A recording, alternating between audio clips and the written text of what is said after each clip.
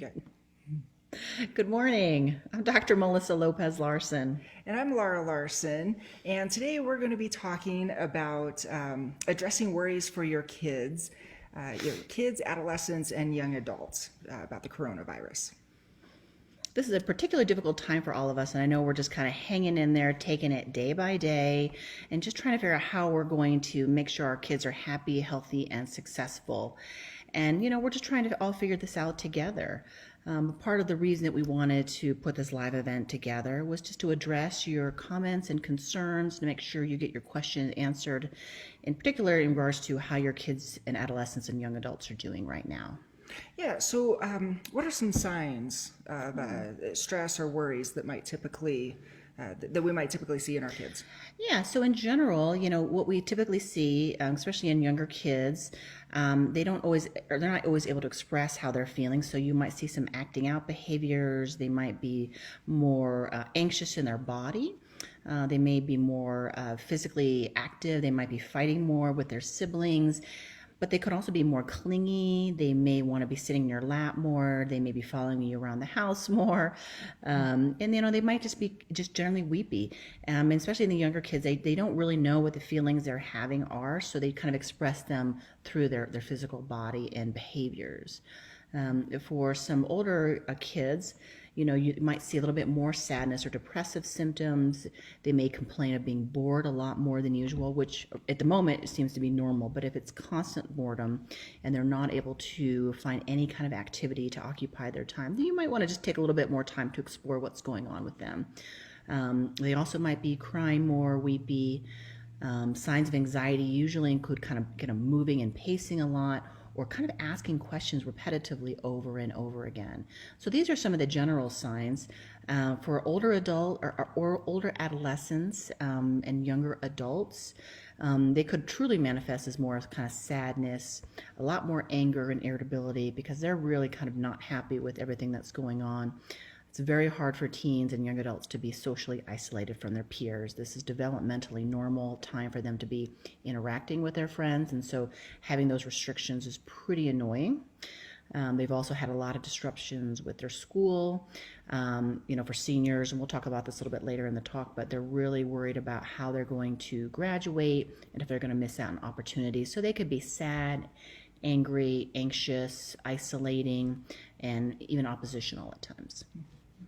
So if we see these signs and symptoms in our kids, what can we do as parents? How do we start a conversation with them? Yeah.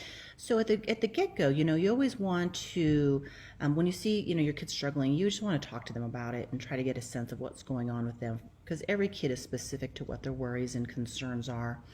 And I think what we'll do after I kind of discuss this, we're going to go through each kind of developmental group and kind of address what their major worries and concerns are. But in general, you want to have a good conversation with your kids and kind of just figure out what's going on with them. You kind of want to set the stage for the conversation, make it as normal and relaxed as possible, and try to engage them in activity. The best time to approach your kids is when they're kind of calm in a good space or when you're kind of doing a playful interactive activity. It's also better to talk with them when you're sitting next to them, not in front of them.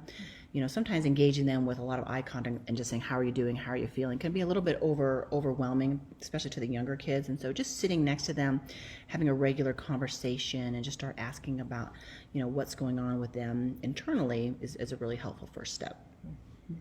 So when you're talking about activities, this does not include a computer or iPad or, the Nintendo game. Yeah, Right. right. I mean, you want to, when you're sitting with your talking with your kids, you want to try to do an engaging activity where you're both kind of doing the same thing, whether it be a puzzle or a board game or playing basketball together. So it's something that you're both engaging at the same time. Sometimes certain types of games is kind of a one-sided activity, and so they're really engrossed in that one activity, and just hearing you talk like this is this can go one ear and out the other. So you really want to try to make sure you're engaged with them in the activity. So in talking to kids, here age like 1 to 5, what are your tips for talking to our young kids? Well, for better or worse, I mean, the younger kids, they're really, especially under the age of 5 or so, I mean, clearly that's dependent on the maturity level of your child. And some kids are much more precocious, so they might get it. But they really don't know what's going on. And, you don't really have to give them a lot of information. But what you may just want to just relay is that, hey, your parents, we are going to be home a little bit more, and they're going to have a change in structure, and just kind of maybe introducing that change of their daily lives would be important. But you want to make sure you try to establish a routine. And the other main tip that I always tell parents with younger kids is you want to make sure that when you're interacting with them, that your own anxiety and fears and worries are under pretty good control. Because what the younger kids will do is they will pick up on your emotional feelings, your expressions, how you're behaving, and they don't know how to manage that, but they can sense it. And so that's what sometimes will bring up sources of worries and fears for them, but they cannot articulate it. So trying to maintain safe, secure space for them at all times is probably the most important thing you can do for them. There's going to be changes in the routines as far as maybe they're not going to daycare or going to a babysitter, their parents are home more. And so just kind of letting them know that and what the expectations are ahead of time could be pretty useful. Okay, so just in summarizing, you're basically saying that to have this conversation with our young kids, up to the age 5 or 6 or so, engage in an activity where both can participate and not be too distracted, but yet just kind of do our thing, right? Yeah. And have that conversation with them in a very organic manner. Yeah. But again, the conversation with your younger kids is really very, very minimal as far as what's going on globally, because they just don't get it, and there's no need to really bring up some of these issues. The only thing you may want to talk to them about is just an overall change in their schedule, or as far as like why is mom and dad home all the time? Why are they not going to daycare? Why are they not going to preschool?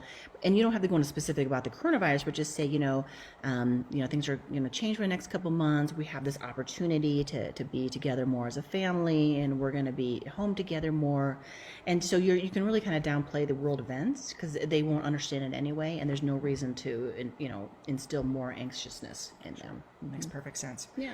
Okay, so as parents, if we are concerned about our young children and the stress, the anxiety that they may be feeling with the changes in the home and things like that, when should we reach out to seek help? Yeah, so there's certain behaviors that you might notice in your younger kids that are a little bit of a worry and concern that you might want to start looking into additional support. These typically include a lot of aggressive behaviors, a lot of acting out behaviors that are pretty severe, especially changes with bowel or bladder issues. So if they were previously potty trained and now they're not. So what we call these is regressive behavior. So milestones that they have achieved, if they start slipping backward over, and it's consistent, then you may want to reach out for help. Having some sibling squabbles is pretty normal. But a lot of aggression or agitation or anger is something you might want to consider reaching out for more support. If they're not sleeping, or if they're not eating well, or if they're excessively clingy, then also that might be a time to reach out for some more help. I think we all know our kids, right? So, I mean, there are times our child is very clingy, and other times, she likes her space. But at the end of the day, we know her best. We all know our kids the very best. Right. So if there's something abnormal. Yeah, and some mild changes is to be expected, because we're all kind of struggling through this. But we're talking, if any dramatic changes in your child's behaviors, especially at this age range, is something that you may want to just talk with a professional or ask for some additional guidance or support. Nice. Yeah. Okay. We should preface this by saying, if any of you out there listening, joining us right now, if you have any questions, please type them on in there. We've got this right here, and we'll address any questions that come up. So. Absolutely. Okay, so I guess we can move on to a little bit older kids, ages 5 to 12-ish. Yeah. So kids age 5 to 12, and again, depending on the maturity level of your child, you can actually start beginning a conversation with them and kind of starting to really start addressing any worries or concerns or fears that they may have. The most common situations or issues that come up for kids in this age range, and I give it a range because every child is different. They're a little bit confused about why they're not in school anymore. They are kind of annoyed and disappointed that they don't have that social interaction anymore. They don't have as much physical outlet as they had before, particularly in the school setting. And they're usually their number one fear, even if they can't articulate it necessarily, is a fear that something bad is going to happen to them or their family, and they're very worried about losing people who are important and special to them. Now, they may not ever be able to articulate this verbally, but that is kind of sometimes a subconscious fear that they all have. And so you really want to start beginning to address these fears. And again, in the same way that we do with all kids, is trying to find an appropriate time to talk to them about these issues. Right. Yeah. Okay, so what are some ideas for setting the stage for these kids? So the same, so exactly. So setting the stage, normalizing, sitting next to them, engaging in a fun activity. This is a great age range to do more playful things. You can play with Barbies or cars or race cars, and you can kind of mimic some of the issues that are going on, but using it and directing it through play. You can have good cars and bad cars and good viruses and white blood cell viruses. So you can do a lot more playful things while you're talking to them about what their worries and fears are. Just playing with them and interacting with them gives them a sense of security. You can play puzzles, you can play indoor basketball or even outdoor basketball with them. Just trying to think, there's so many different ways that you can engage with this age range. It's a really good way to help them feel more stable, safe, and secure, but also getting a better understanding of what they're going through. Because that's the first step, is every kid at this age range has heard from friends or their parents, or they can hear the news and they catch things that you don't think they're going to catch. And so they are developing ideas about what's going on. And you want to make sure you're providing them with the most accurate information to address any kind of worries or concerns that they have. Yeah. So would the first step be, finding out what they already know? Absolutely. So you definitely want to figure out what your kid already knows right now. And that can vary between nothing to I know this is the coronavirus, and I know we're supposed to not talk to people in public, and maybe I heard this is being passed along, from a bat, or all sorts of things that they've heard through the grapevine or on TV or from their friends. And so you really want to figure out what exactly do they know right now, and make sure that you're giving them an age-appropriate knowledge regarding the actual facts of what's happening. So how important is it to validate what our kids are saying? Asking. Yeah, so once you've kind of gotten a sense of what they know, you can get a sense of what their major worries are. And when I say this, the first time you have a conversation with them, they may not express their worries or concerns. I mean, this is, something you want to check in with them pretty regularly. And eventually they may share some of the worries and concerns. And if they do or don't, what you really want to do is validate any worries that they do have. And that's really important, not just for younger kids, but for adolescents and young adults. This is a scary time, and a scary time for all of us. And we all have our own worries and concerns as adults. And our feelings are important, and they're real, and they're normal. And making sure that we, relay that information to our kids is really important. They will feel heard and understood, and they'll feel very safe and protected in just knowing that you understand what they're going through and what they're feeling. So actually say the words, "I understand that you're scared." Yep. As opposed to, "Oh, you know what? You don't need to worry about that. You're just being silly." Exactly. You don't want to poo-poo their worries or concerns. And even if, they seem kind of ridiculous, as say, I'm worried that, Godzilla is going to break into our home any day. If that's what they express, that is actually a real worry for them. And just because you're validating it doesn't mean you necessarily have to believe their worries or concerns, but you say, "Geez, I am so sorry you feel that way. I totally understand. This is a very scary time. Let's see if we can talk this out and figure out how we can feel better about this overall." So that you're acknowledging it. You're not acknowledging the fact that it's true that Godzilla is going to be breaking into the home. But you definitely don't want to poo-poo. Mom's in a bad mood. Or mom's in a bad mood. Right. Because these are fears, and they will have kids have wonderful, great imaginations, which sometimes can kind of come back to really scare them at times. So you just, again, validate and understand and support them where they're at. So as far as providing information that's age appropriate about the coronavirus to kids in this age group, what are your suggestions there? For providing this information, again, you want to make sure it's age appropriate. Sometimes I'll talk to the key things that you want to make sure you're addressing with them, again, based on where they're at developmentally, is, what the coronavirus is, why, we need to hand wash, why it's important to not touch our face, why we need to practice social distancing. And again, you want to do it in an age-friendly way. For younger kids, you want to, good versus evil is a really great concept, and that they get it, and you can kind of use creative names. You can call the coronavirus, the bad guys, or the baddies, or the virus monster. The virus monster, and then you have the white blood cell warriors, and they're but we can make sure that our white blood cell warriors are like really strong, and we can give them special tools. And the best way to give them special tools to have extra powers would be through, exercising a lot and eating really well and drinking water and trying to be as happy as we can and making sure that they're not sad. Make sure our white blood cell warriors are not too worried, and they know that they can get help anytime they ask for it. So really bringing it down to their level. That's kind of the things that you want to be doing for them. Even for the older kids, they kind of like that, and might even see them playing out some of these scenarios with their either their board games or their G.I. Joe men or certain things like that, and kind of support them. And you can play the bad guy, and then they can play the good guy, and vice versa. And that really helps them get out their worries and feelings in a very playful way, as we kind of talked about earlier. Right.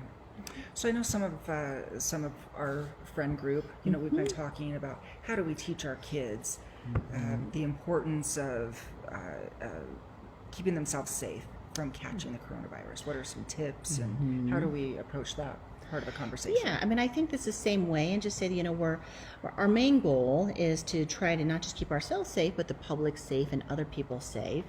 And the best way to do that is really just to make sure that we wash off any of the bad germs that we might get. And so, we practice what we just talked about with the hand washing, and you can go and teach them how to appropriately hand wash. I saw this really great, I don't know, it was a video or a meme the other day where you can play the Baby Shark song, and that's exactly how long maybe they should be washing their hands, so that they get a general sense of what they need to do and make sure they're scrubbing their hands pretty well, and they're getting their thumb, and they're getting their wrists, and teaching them how to rinse off. These are all just great ways to kind of help them maintain safety, but teaching them, an important skill. And it also makes them feel safe that they're able to do something as well to kind of protect themselves and everybody else. Right. Well, I think I know that Baby Shark song inside and out, all versions of it. It should have been banned. It gets played in our house. It should have been banned a long time ago. That's right. Oh, goodness. So yes, teaching moments, very, very important. Yeah. We seize them anytime they arise. Absolutely. Right? We pay attention. They're always there. Yeah. So yeah, does anybody have any questions or comments? We love comments. We love, your advice, what your personal tips are. Type them on in there. We can talk about it. We definitely appreciate that. Yeah, absolutely. And part of this, we're talking about is letting them know, you want to figure out what's going on. You want to validate their feelings. But then next you really want to show them how they can get rid of their feelings. And so again, we can use, play in general. Let them know they can talk to you at any time. If any time that you want to be a source of support for them. Really make sure you engage them in exercise, because that's one of the things they're really missing out on right now. And social engagement. Try to set up some online Playdates so they can chat with their friends. Kids love that. They can show off their stuffies. They can show what they've been making. They can show the crafts that they've kind of put together with their parents or by themselves. And so this is another great opportunity for them to stay connected, because they need that too. And then also get engaged in the physical exercise and activities several times a day. actually. Just to speak to the virtual friend, like Playdate. I know we've had a couple, Yeah. and oh my goodness, the kids' face, they just light up. They do. They love it. They love being able to share, oh, look, I made this, and show all their friends. Yeah. Very, very important to them. Yeah. Reagan's loved them. Yeah, and she's also loved, interacting with her teachers. And I know that the ability to have some online schooling it's variable across the country. But they do look forward to seeing their teachers and saying hi, and they love their teachers, especially this age group. They absolutely love their teachers, and they love to connect, and they like to show off what they've been doing. They like to show off what they've been learning. When they're meeting with their teachers, let their teachers know with your child present how many books they read or what math packets they've completed, and just show a sense of pride that they're getting some things done, and that's really helpful for their self-esteem as well. It's also a nice break for us. It is. The other day I had a friend text me and say, hey, can my daughter FaceTime with your daughter? It's like, yes, absolutely. I was just thinking that's such a great idea. Yeah. So we hand the kids the phone. They took 30 minutes and just loved it. And it gave me a chance to just kind of go do my thing, relax for a few minutes. It was really great. Needed all the way around. Absolutely. And especially for some of the younger kids in this age group, like, the first, second, third graders may not have a lot of online opportunity. But as they get a little bit older, they probably can do a little bit more interaction and have specific schooling. And so to make that most successful, what I usually recommend is try to make sure they get up a little bit early before these classes start. They have a good meal. They maybe have done a little bit of exercise or some kind of activity to get out their kind of wiggle bugs, because they're going to be sitting in front of a computer, which is not something they're used to. And you can really learn a lot about how your kids are in school, because if they're having trouble sitting in this chair right now while they're online, I bet they're having that same issue at school too. But just teaching them maybe to do some 10 jumping jacks, or doing jumping some rope, or some other kind of physical activity before they engage in the school will really help get those wiggles out and help them focus better. If there's a break in between, some online sessions, then definitely have them try to be active again, give them a little bit of a snack, and then, have them get back to it. But, putting some little bit of exercise and activity and movement before, during, and then immediately after the school sessions will be really, really helpful. Nice. Yeah. Nice. Now, it looks like someone commented here, art, music, along with sports, possibly video chatting is probably very helpful to reducing stress. Absolutely. And now's a great time to, what we'd like to do is actually make this a kind of a family thing where we each take turns doing, whether it be an art project or a science project. So you're spending time with them, but also engaging them in some really fun activities, bringing out their creative side, because, the imagination, left to its own devices Cannot always be a good thing. Cannot always be a good thing. So you want to use your imagination in really productive, creative ways. And art and music are also fantastic outlets to kind of get their thoughts and feelings out and on paper and out of their bodies. So that's a great point. Right. Here's another comment here. A fantastic point. Video chatting with grandparents and other family members, also fun for both parties. Absolutely. We should not forget about our family members, especially those that we don't get to see very often due to geographical location and things like that. Yeah. And if you're, as a parent, you're looking for some time to get some things done, this is a great time to have your child connect with their grandparents or friends. I mean, this can actually provide you with the time to get things done that you need. So it not only serves that perfect connection that they have with their family members and friends, but also gives you a little bit of time to do some things that you might need to do for yourself as well. Yeah.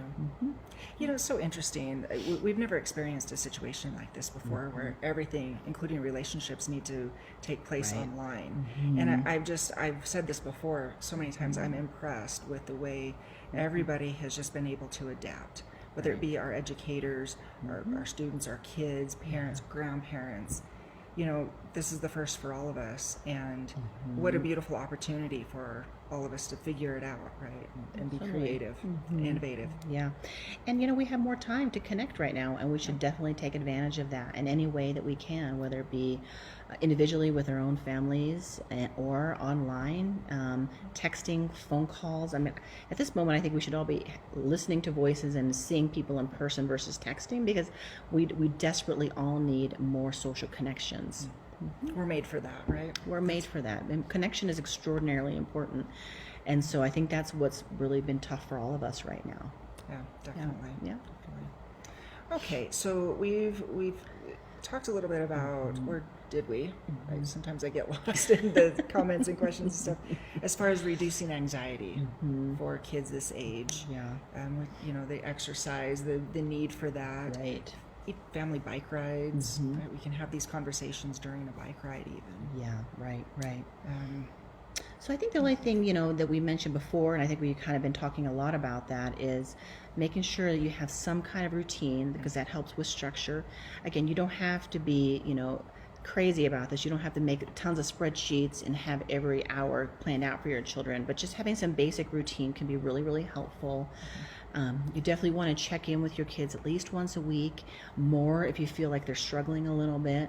And then maybe now's a great opportunity to teach them a little bit of some breathing techniques or some meditation techniques that are age appropriate, and just get them more aware of the different ways that they can kind of self-soothe and have some additional really healthy coping strategies. Nice. Yeah. So, as a parent with a kid in this age group, when's a good time to reach out for some professional help if we think we need it? So, some of the typical warning signs that your kid's really struggling at this age range tend to be, again, kind of anger, maybe, again, some of those regressive behaviors that we talked about, a lot of aggression, constantly fighting with their siblings, being disobedient or not obeying just the general basic rules of the home. This age group, they're going to start being able to articulate more sadness. If they're saying constantly they're bored and they have nothing to do, sometimes that is actually a sign of a depression. So if they're not sleeping well or at all, they're not eating very much, they are isolating in the room, they refuse to talk to you, those are things you may want to consider getting some additional support and help, or at least start asking your pediatrician, maybe reaching out to some friends to see if they're seeing similar issues. But you may want to think about looking into, asking for professional help at that time as well. And you mentioned reaching out to your friends and things like that for their advice. I guarantee, we're all going through the same thing. Yes. And so, if you think your child is experiencing really severe symptoms and signs of some anxiety or depression, I mean, we're all here to help each other. Right. Let's definitely reach out to your friends, see what they're saying, get their suggestions. Right. They're friends because we trust them, right? Exactly. And it always says, there's that saying, it takes a village. Well, we're all trying to reestablish our village right now, and making sure we're all there together to be a source of support. But remember, if again, mild, maybe in some moderate changes in your child's moods, anxiety, behaviors is pretty normal right now. But if they're more kind of severe, then you definitely want to reach out for some professional support. Yeah, definitely. All right. Let me just check here real quick, see if we have any other questions or comments. Okay, got that. Yeah, okay. Yeah. All right, well, let's move on to talking about how to talk about the coronavirus with our adolescents and young adults. Yeah. So the adolescents, and usually between the age of, say, 13, to 17 or 18, and then our younger adults, for the most part, they are fully aware of what's going on. They've heard it from their friends. They heard it through school. They know exactly why they're not in school. And some of the issues that they're having right now tend to be kind of a lot of anger and frustration, that they're not able to be with their friends, that they can't go outside and hang, that they're not, engaging in a lot of the kind of the social things it's very, very important for them developmentally and at this age group. They're also really concerned about especially the, kids in high school. They're really more worried about, their academics. They're kind of pretty kind of unsure about the online thing for some of them. It's kind of confusing, and for some that's really hard to just sit in front of a computer and learn that way. Some kids are going to excel in this online schooling, and some kids are not going to do well. It's just, and then there's nothing wrong with that. It's just differences in learning styles. A lot of kids are going to be worried about, their AP exams, ACT, SAT, how they're going to get those things done in time to apply for colleges. And then in particular, and we'll talk about this towards the end, but our seniors are really going to be struggling right now because the loss of potentially, all the great, amazing things they're supposed to be experiencing their last semester of their senior year, whether that be prom or parties or walking down, across that stage, getting that diploma. So they're really upset and they're really sad, and this is a major loss for them. And so making sure that you know that ahead of time is really important. So what are your suggestions for setting the stage on a conversation with our adolescents, young adults? And it's similar. I mean, you can set up some times, and they're a little bit more flexible when they can talk to you about it, but you definitely don't want to have these conversations, when they're really upset or angry or frustrated. You want to give them some time to calm down, and just, when they are in a good space, again, you can talk to them, you can engage them in activity. Doing some great times to kind of bring certain things up would be like if you're cooking together over a meal, you're, engaging in a board game. I know they do exist, and now is a great time to teach your kids all about board games because they're pretty fun. I think you just aged us. I think I did. But this is a great time because I don't know if a lot of them have been as familiar with, Monopoly or Jenga or chess, checkers, things like that we're all kind of familiar with. So now might be a great time to engage them in some of these activities, and just have a conversation with them. I think again, doing it when you're sitting by them, next to them, at their side versus directly doing an eye contact, just gives them the impression that you're in this together, that you're with them, you're walking next to them, helping them through this really difficult time. And I think they will respond to that really well. Yeah. So I know a lot of our adolescents are very, very involved on the internet. That's where they're getting their information. Now, we know that just because it's on the internet doesn't make it true. Right. Teens don't always understand that. Yeah. So again, I mean, you want to make sure that you're addressing their worries and concerns. I have to say, in general, most teens are not as concerned about getting the coronavirus as probably they should be.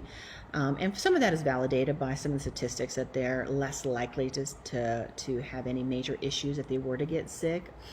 But then that also kind of highlights the reason, their anger and irritation for why they have to be isolating, and why their school has been disrupted, and why they're not going to be able to finish their senior year of sporting events, and why they can't go to prom. So they're really upset about it, and really having a conversation about why it is so important, not really just for them necessarily, but just for people globally, grandparents, immunocompromised people, individuals who can't necessarily protect themselves from the virus as well as maybe they can because their immune system is in a better place.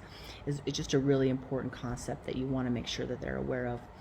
But at the same time, you really want to validate, how awful it is that they're having to go through this at a critical developmental stage, major transition in their life as well. So you kind of have to meld those two together. So as we're validating our kids and they're feeling understood, that's going to be a nice connection, right? Exactly. So yeah, I mean, I think the most important piece is really to validate your teens and young adults. Even though I kind of mentioned some of the typical stresses that they may be enduring right now, it could be different. Every child is different. Every young adult is different. What's stressful for one is not necessarily stressful for another.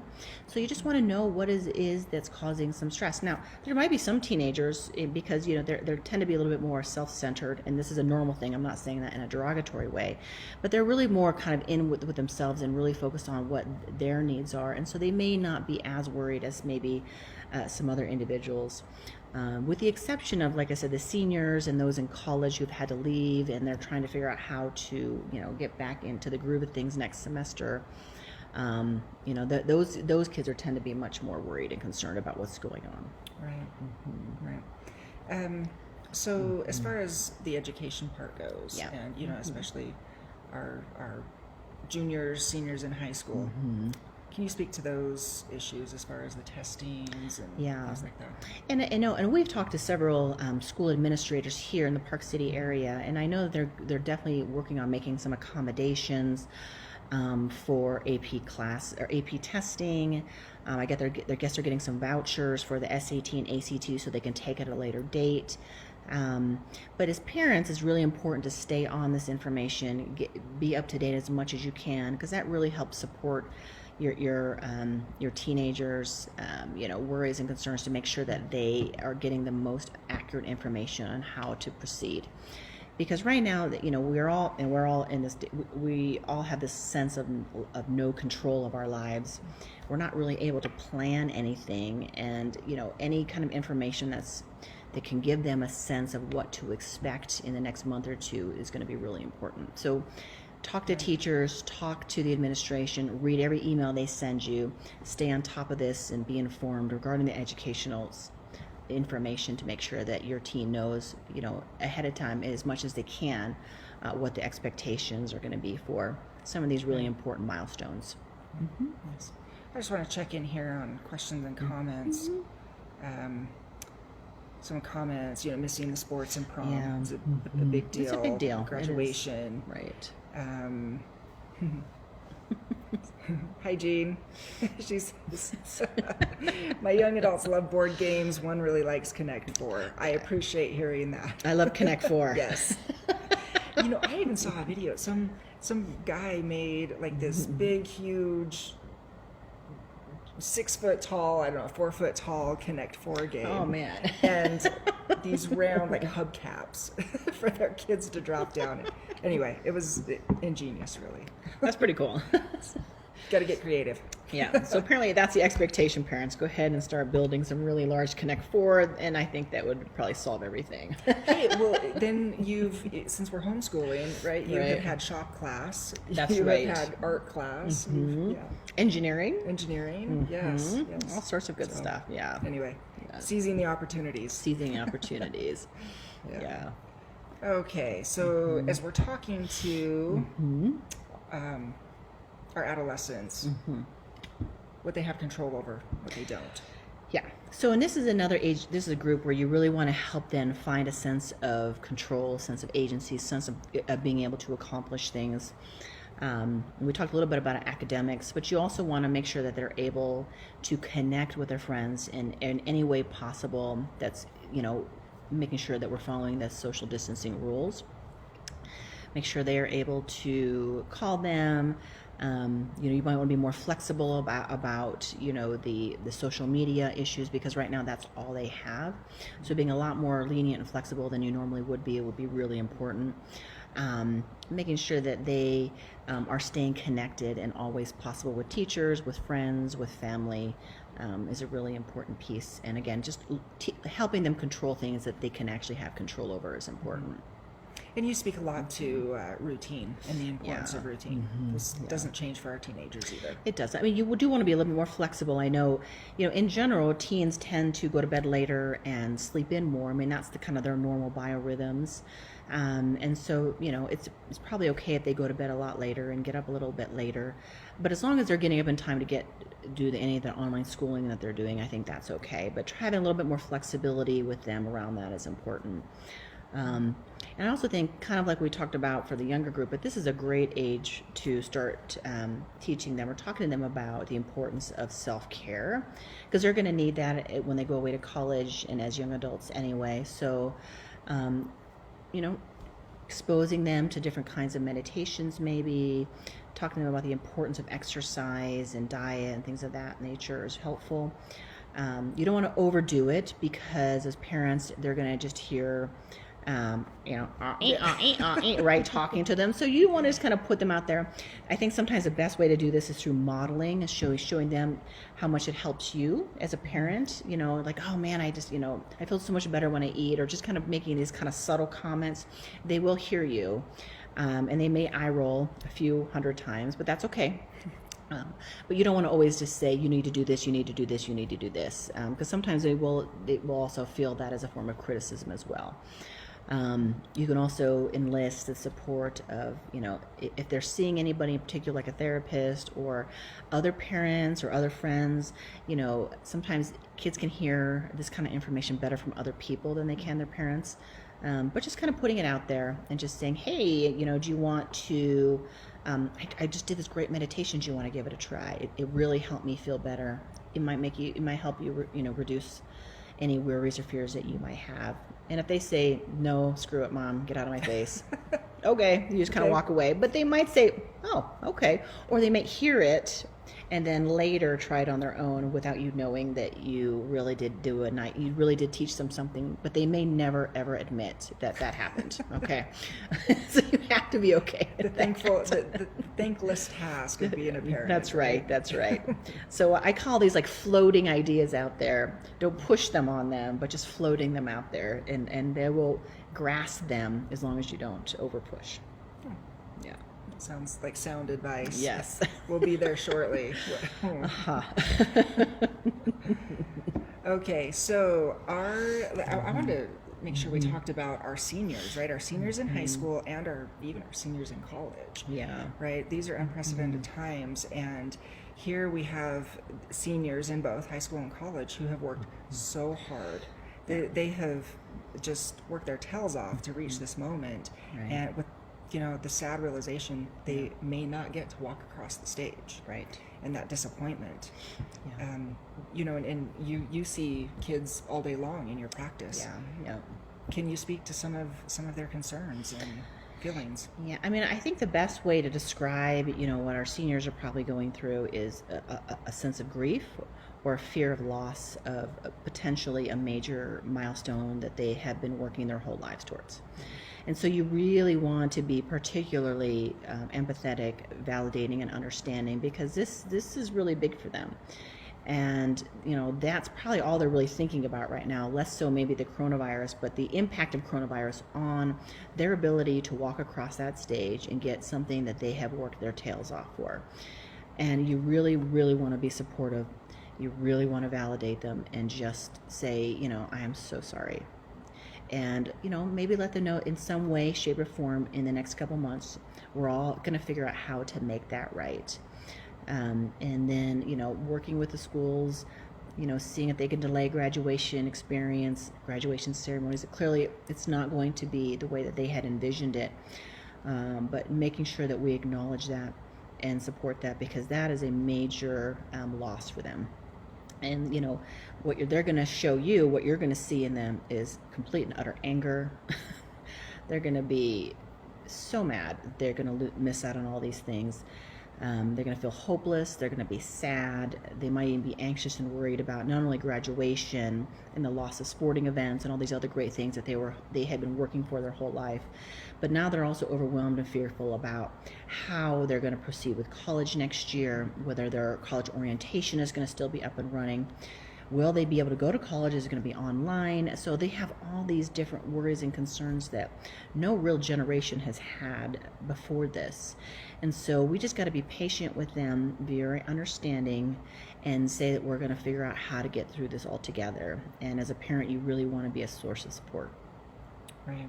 So although we don't want to be dismissive, right, of their feelings and stuff, would it be okay, actually, to let them know that, even though you don't get all these great things, you're not going to get to walk across the stage. Right. You do, in fact, still receive a diploma. Sure. Absolutely. And they know that. And I think that's not, a major concern, but it's really just a missing out on all these opportunities that they have been looking forward to most of their educational life. And they've heard, all these stories about graduation and parties and prom and playing that last baseball game their senior year, and maybe some people were even depending on some of these activities for scholarships or things of that nature. So you don't know exactly what's going on, but you want to find out what specifically they're struggling with, acknowledge it, and try to figure out if there's any way you can help support them and ease their worries and fears about what's going to happen next. Right. So at what point should our students, who, any adolescent, college kid who may be joining in with us, or their parents, when's a good time to reach out for professional help if needed? So again, for this age group, it's similar to some of the younger kids, but they're much more likely to show signs of anger, irritability. They're going to be more snappy.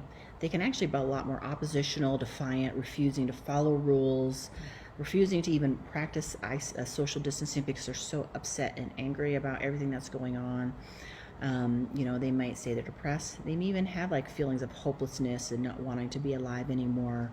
These are things you really want to get some extra support for. There's the other things that I'll see is overeating, undereating, not sleeping, pacing, asking questions repetitively over and over again, never able to kind of self-soothe. Those types of things you probably want to reach out and get some additional support. I want to check in on comments here. Our dentist says oral hygiene is very important. Brush, brush, brush. It is. Yes. It is. So along the lines of self-care, if you see your child, your adolescent, even your spouse for that matter. Yeah. If personal hygiene is starting to take a back seat, that's something to be mindful of as well. And that's actually pretty worrisome. I mean, clearly we're all kind of wearing sweats nowadays, and we're probably not all dressing up every day. But if your kid or young adult is not bathing or not getting out of bed, not brushing their teeth, not eating well, that's worrisome. Hygiene is a basic activity of daily living, as we call it. And if they're not able to engage in some of these basic skills, then you should really consider talking to somebody more about that piece. Yeah. Definitely. We have for college seniors, getting a job in today's world. Excellent point. Yeah, and I think that's another age group that's really kind of worried right now. Internships are in jeopardy right now. Jobs are in jeopardy right now. I mean, you finally, these poor seniors, their graduation is maybe delayed. They don't get to enjoy their senior year. I know a lot of kids purposefully, plan a very light senior semester for their last year so they can have fun, they can celebrate, and they start those celebrations. They go to a spring break. I mean, I know some kids did go to spring break this year, but a lot I know did not.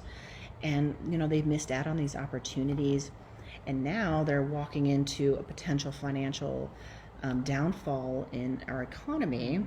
And they're wondering how they're going to get a job, how they're going to pay bills, how they're going to pay back their student loans. And so this is a particularly difficult time for them as well. Again, they're in this major transition point, and they're, in a situation that none of us have really experienced before. We've had bad economies.